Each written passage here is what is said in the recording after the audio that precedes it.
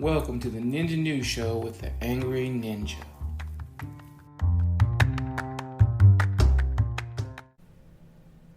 Alright, it's time for some Ninja News. I want to make this, before I get into this story, very clear that I don't wish death upon anybody. I don't wish the virus of COVID upon anybody.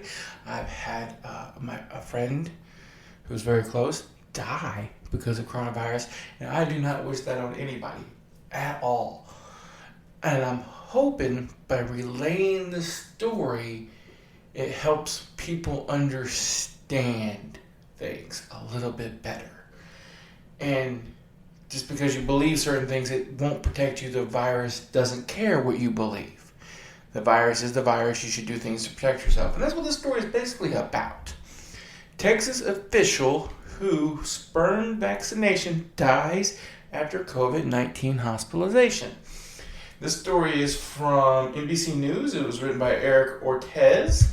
I'm giving him the credit because I'm going to be reading a lot of stuff in the story. I'm not going to read it line for line, but we'll go over some things.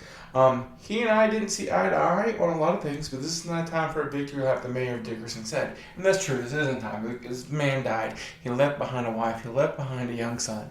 It is not okay. But this is where I talk about your beliefs aren't going to save you from a virus.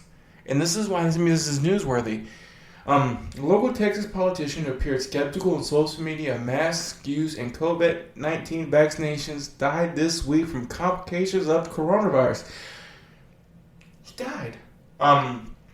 Dickerson Councilman H. Scott Apley's death was first announced on Wednesday on the Texas Republican Party's page, which did not detail the cause. Of course it didn't. Republicans who were helping him push this anti-vaccine agenda aren't going to mention he died of COVID, but that's what he did. Posts on social media about how he had been hospitalized with COVID have underscored a sharp political divide during the pandemic. And that's the problem here. People are divided. Oh, I don't want to get the vaccine. No. Look. No. He went on and say, earlier this year, he responded to a doctor who tweeted about the efficacy of the Pfizer vaccine that person was an absolute enemy of the people. The next month, he expressed support for a mask burning party in Ohio. He said, "I wish I lived in the area." Texas has been a hotbed for debate over mask wearing and vaccine mandates, with Governor Greg Abbott and Republicans sparring with the Democratic collaborate over a vaccine passport and other COVID-related restrictions. So basically, not only this guy was, hey, look, I don't want to get the vaccine, I don't believe in masks, he was encouraging other people to burn their mask. A doctor's like, look, the Pfizer vaccine works. And he got on there and said that person was an enemy of the people. That person is an enemy of the people. That person is trying to save people. Just because you disagree with them doesn't make them an enemy. This guy wasn't an enemy. He was just misinformed and believed things that weren't true, which is just, and this is what happened. He got sick.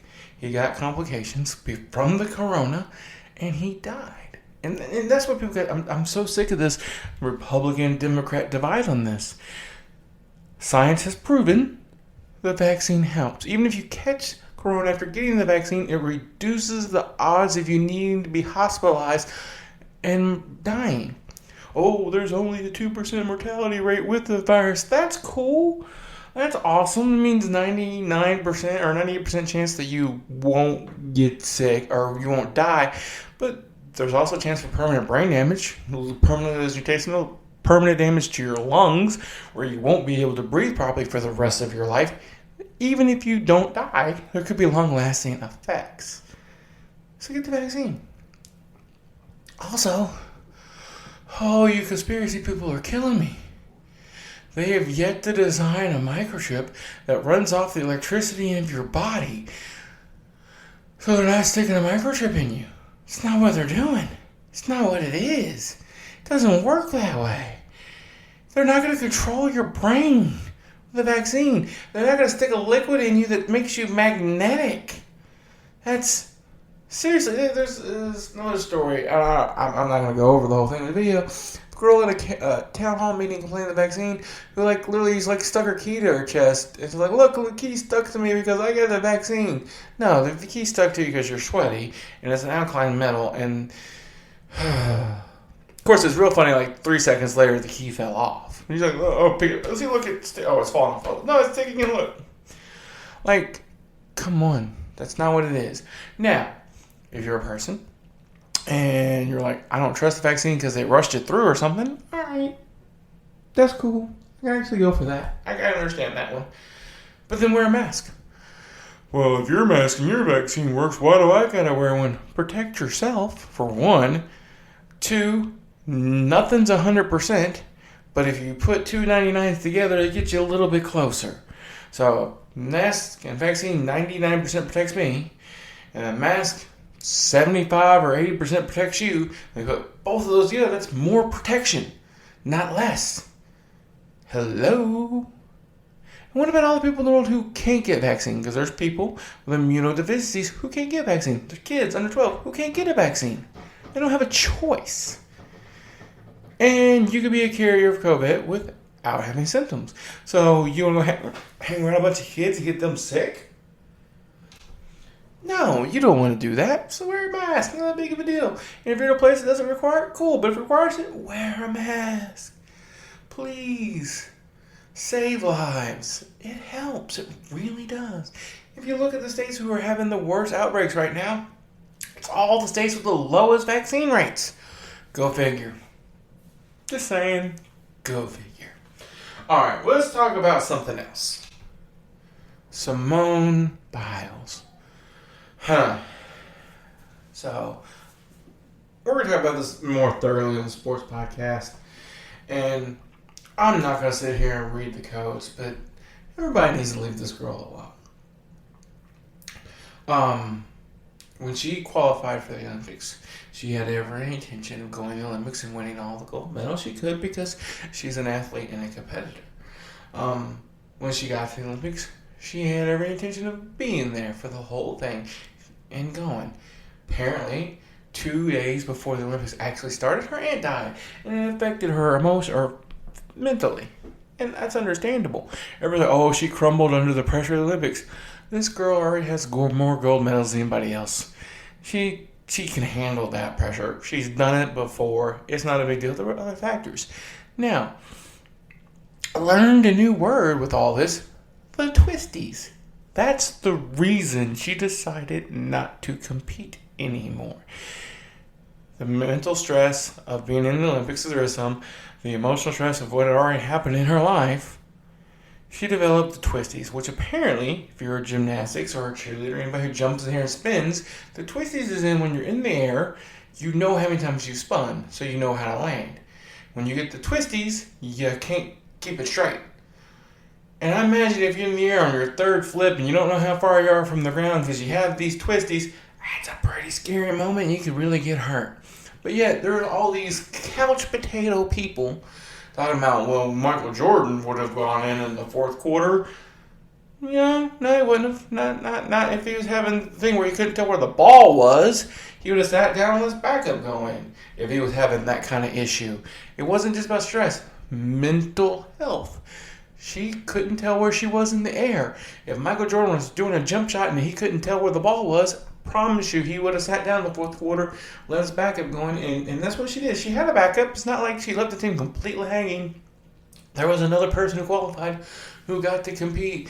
And in individuals, every member, except for her, Simone Biles, got a gold medal. So, or a medal. I don't know if it was gold or not. All you couch potato people need to back off. And let this woman, again, the greatest gymnast ever, she had a moment. She did the right thing for her. And unless you're going to go out there and do better than her, I don't want to hear it. She is a ninja. She can do things nobody else on the planet can do. And they don't score fairly because of that, which I think is absolutely ridiculous. We're going to score here lower because nobody else can do these techniques, and we're afraid if they try, they're going to get hurt. But now we're mad at you because you're not going to go try to do those techniques no more. What? Y'all lost y'all's minds. This woman is the GOAT of gymnastics. Accept it, move on, and if she never competes in another event, she's still going to be the greatest gymnast that ever lived, and I don't think anybody in the future is ever going to do any better. Because she's that awesome. Alright, moving on. Alright, so now we're going to talk about one of the most least ninja things, and I've talked about this before on my other podcast, Ask Amy Ninja Show. I talked about Taylor Swift and what happened with her. Andrew Cuomo. Man, you were a beacon of hope for a long time when it came with the COVID and locking down, saying doing things you had to do, and then releasing. And you were doing amazing things. And you know what? Everybody owes you a bit of credit for that. But it turns out you're a complete and utter sleazebag. I've lost count of the number of women who came forward and complained, including a state trooper on your security detail about how you groped and said inappropriate things like, I could fuck you better than your husband, yeah. And you know what? When all these charges came out, you actually said something that I believe should be the case in every case. Because look, right now it's being investigated. I'm not going to do anything until the investigation's over. Let me just do my job. And you know what? In this world today, where everybody immediately jumps to canceling everybody, letting the investigation go through first, I think is something everybody should be afforded the right. Innocent till proven guilty. Well, the investigation ended. 22 confirmed cases. One of them so bad, it's now a criminal case. Homie, you did it. You are a sleazebag. You are the worst kind of sleazebag. You're a sleazebag that takes advantage of women because you have a position of power. You should be ninja kicked in the dick until your dick falls off. That is what should happen to you. So, what should you do? Should you bow down gracefully, beg for forgiveness, and resign your job? Yes. That is what you should do. Is that what you did? No, it's not. You're saying you're not going to step down, and you released the most god-awful press conference, or not even really press conference, pre-release message talking about, I just like to kiss people and touch people, and I'm just friendly, and look at me just doing all this stuff, and had a whole bunch of pictures of him doing all this stuff. Homie, there's a difference between being slightly too aggressive when you're kissing a woman on the cheek than fondling her. There's a giant difference. Or tell them they should get divorced and be with you. No, not okay. And just as a whole, apparently you degraded women in every way in your office. Like they were worthless. And that is... So, all you people in New York, you need to protest this dude. Get him out of office. And put so much pressure on him that it doesn't come to the impeachment trial, which is what's going to happen, because no politician, and he actually united the Republicans and Democrats in that city for the first time ever, that all of them want you out. The President of the United States says you should resign. Everybody agrees you're a sleazebag. Nobody is on your side. Maybe you're a lawyer, but you're paying him. So, listen to the people. Step down. Goes away. Never come back. You've made a ton of money. You're gotten away with being a sleazebag this long. If you're lucky, you'll get away without paying some fines and not going to jail. So be happy with that. Quit being the governor. Go home. Apologize to your family and your kids rather than continually dragging this out, putting everybody in the mud. You, sir, Governor Cuomo, should go down in the Sleazebag Hall of Fame. Right next to Harvey Weinstein. That's where you should be. And that's where you are going to be. Now the question is, are you going to drag New York down with you? Don't do it. Step down. Be a decent person. Alright guys, that's all the news stories I'm going to cover for today. Just keep in mind, don't be a sleazebag. Don't judge people till you've been in their position. And if you don't want to get the vaccine because you're worried about it, that's cool. At least wear a mask. Don't end up like that dude in Texas who literally promoted burning masks and died from COVID-19. It's a sad world that your health has become a political argument. It shouldn't be. Never should have been. Alright guys, I wish everybody the best. Have a wonderful day. Holla at you later.